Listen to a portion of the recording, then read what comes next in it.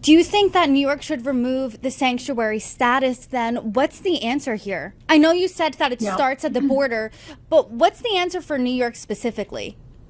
I think right now the mayor has a lawsuit in looking to amend our right to shelter consent decree, and the city's lawyers are kind of playing pat a cake with the court and with legal aid trying to compromise on this. We cannot compromise. We have 4,000 new migrants that came in last week. Where are they going? Where will they go? We have no hotel rooms left. We have no shelters left. We're using our national park, and we're starting to see a major uptick in gang-like activity in our stores and criminal activity within the shelters. New York City has dealt with this migrant crisis for months now. I was talking to one of your colleagues over the summer. So what do you think is missing from the national conversation when it comes to New York and migrants? I think the national conversation should be that this is a national issue.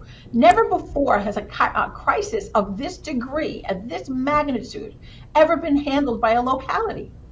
And yet, there's nothing coming from Washington. And that's from both sides of the aisle. But the Republicans in Washington want to see more border control, and the Democrats don't see the need for it. So, and our president is not outspoken at all about it. And we've received no financial reimbursement from the federal government, and the state has given a minimal amount of money. I just talked to a member of Congress yesterday from Florida who visited the border last week, and she's a Republican. She went with the House Republicans. She said this has reached crisis levels. I talked to her last year too. She said that then. I've talked to Democrats too in Congress. They've said this reaches a crisis level, but obviously the solutions here, they're not seeing eye to eye. So where do you think both Democrats and Republicans can sit down and agree? Where do you think that compromise will come?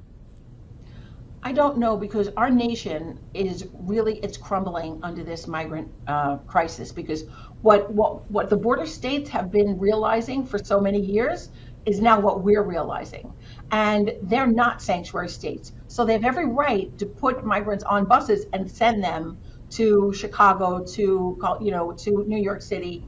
And they're doing that in record numbers. So, I mean, I've been to Washington, we've testified before multiple committees. We want this city to survive, but all I'm seeing is that the federal government, and when I say federal government, I mean our president, has really just kind of turned his face away from what's happening here.